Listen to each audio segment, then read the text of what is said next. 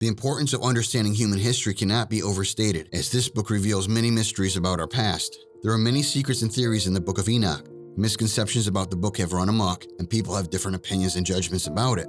The majority of these secrets are kept from men. Many Christians were unaware that the Book of Enoch did not enter the Christian canon. In this video, many secrets are revealed in Enoch's book. Stay alert as we go through them. Enoch was a prominent figure in the late Second Temple period, but the books attributed to him were left out of what became most Jewish and Christian canons. First off, the Watchers. The Watchers, a group of angels sent to earth to keep an eye on humans, are the subject of the book's opening section. When the sons of men multiplied in those days and beautiful and attractive daughters were born to them, the Watchers, sons of heaven, saw them and desired them. They decided within themselves to choose wives from the daughters of men and have children around the earth. 200 of those angels transgressed by having sex with humans, creating the Nephilim race. Start of innovations. After deciphering this book, it was found that the Watchers had taught humans writing, weaponry, reading, sorcery, cosmetics, and meteorology. This was problematic because it denied them the chance to discover the arts independently. Humans have been claimed to have started exploring the earth to find things relevant to developing themselves and the environment. Azalea taught men how to craft iron weapons, such as swords, shields, and breastplates. He also demonstrated how to work with gold to make it suitable for jewelry, and how to work with silver to produce bracelets and other female ornaments. The sons of men made them for themselves and their daughters, transgressed, led the holy ones astray, caused much godlessness on earth, and they made their ways desolate. Souls are reserved in heaven, and he revealed it to them. He also told them, I wear eye paint and all kinds of precious stones and dyes. Souls are reserved in heaven. Raphael, one of the holy angels who was with me, responded to me and said that these lovely places are there so that spirits of the souls of the dead may be gathered into them for them. They were created so that here they may gather. The Book of Enoch, chapter 22, verses 1 through 2, spoke of a place in heaven made of rock with deep hollow areas. It also says through verses 3 through 4 that men's sons, the souls of the Bible's 1 Thessalonians chapter 4, verses 16-17, which state that the Lord himself would descend from heaven with an audible command, an archangel's voice, and a trumpet call from God, confirms this saying by stating that the dead in Christ will rise first, and then we who are still alive and are left will be caught up with them in the clouds to meet the Lord in the air. It made it clear that the dead are unconscious in the grave until the day of judgment. The lust for men destroyed the angels. According to the Gnostic Society Library, the story presented in the Book of Enoch is substantially different from one of the most popular tales of fallen angels, which claims Lucifer rebelled against God and brought a number of angels down with him. A section of the Book of Enoch is an expansion of somewhat elliptical passage in Genesis chapter 6 that talks about sons of God who took wives from among the daughters of men.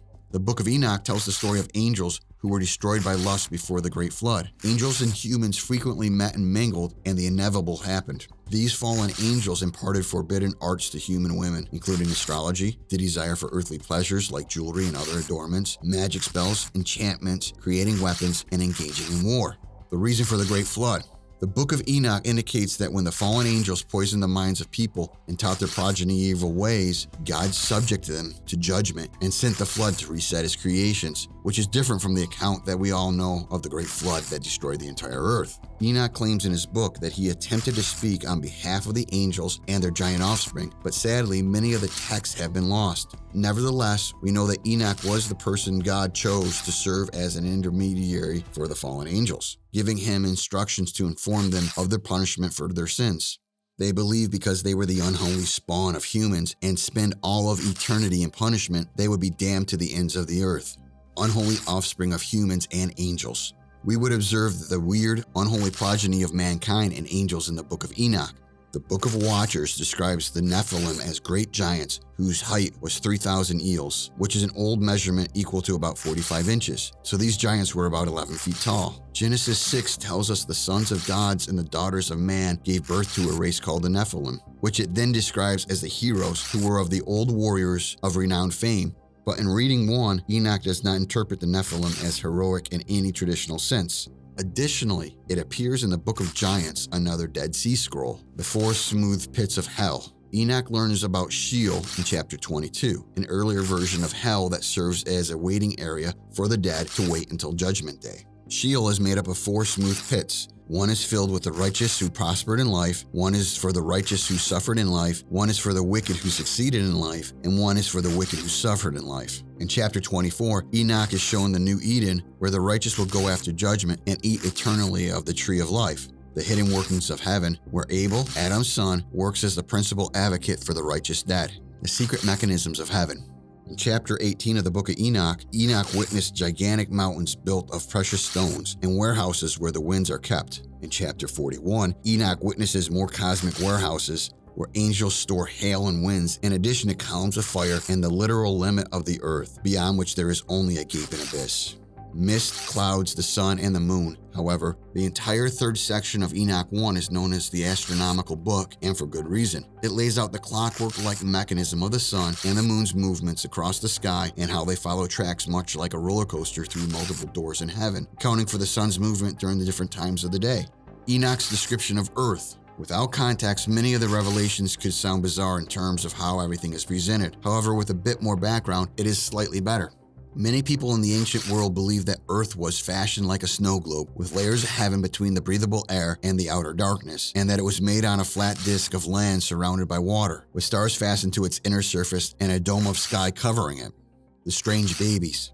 The first Book of Enoch concludes with two apprentices who were once part of a lost document known as the Book of Noah. The legend claims that when Enoch's grandson Lamech and his wife gave birth, the baby was as white as snow and as red as a rose in bloom. His head's hair and long locks were also white as a wool, and his eyes were gorgeous. However, the problem with those gorgeous eyes was that when he opened them, solar beams shot out of them, flooding the entire house with light and blinding everyone inside. Enoch claims that angel babies were far worse off than baby Noah at that very moment and were currently present on earth. Where did the lost tribes of Israel go? After Moses died, the Jews were divided into 12 tribes, each led by a different leader. Only 2 of these tribes persisted, and according to Encyclopedia Britannica, the other 10 were subjugated by the Assyrians in 721 BC. The tribe's members eventually blended in with the new population and vanished from history as separate groups, but it was later discovered that they moved to remote locations to live, and that among those people, they are still direct descendants of some of these tribes. The claim of a sect of Ethiopian Jews is regarded seriously by Israel, and the majority of them live there. Richard Brothers claimed in 1794 that England was the home of the lost tribes and that he was their prophet. You may be familiar with the 7th heaven from the 90s dramas, but there are 10 heavens in the 2nd Enoch, and not all of them are what you might expect from the Book of Enoch. The 8th heaven, known as Muzalith, is where the 12 constellations of the firmament circle have their heavenly residences, while the 9th heaven, known as Kukuvim, is where these homes are in the 10th heaven. The secrets of creation. According to this book, the Lord decided to divulge to Enoch the creation's mystery that he never shared with his angels. These revelations contain the information listed below. A primordial great eon named Adel descended and disintegrated himself to reveal all creation that the Lord had thought up to create. The Lord then created a throne for himself and ordered the light to become the foundation for the highest things. Before creation, the Lord decided to establish the foundation of all created things. He commanded one of the invisible things to come out of the very lowest darkness and become visible. The second son, named Baruch, was summoned by the Lord. He served as the foundation for all lower things created from the waters. The Lord hardened large stones to create a solid structure above the waters. The Lord fashioned the heavens and the sun from fire. The Lord made armies of the corpses. The Lord made vegetation, fish, reptiles, birds, and other animals. The creatures the Lord created helped man. Even though the 2nd Enoch deals with various meteorological, astronomical, and cosmical revelations, it still contains many interesting facts you may not have known before watching this video today. This book offers something for everyone interested in learning more about human history. One of the reasons Jude may have been quoted from it is because it was well known at the time, and the passage he quoted contained some inspirational truth and strengthened his case for the gospel. You can see now why the Book of Enoch was not included in the Bible, because it contradicts the Bible numerous times. What do you think? Kindly let us know in the comment section.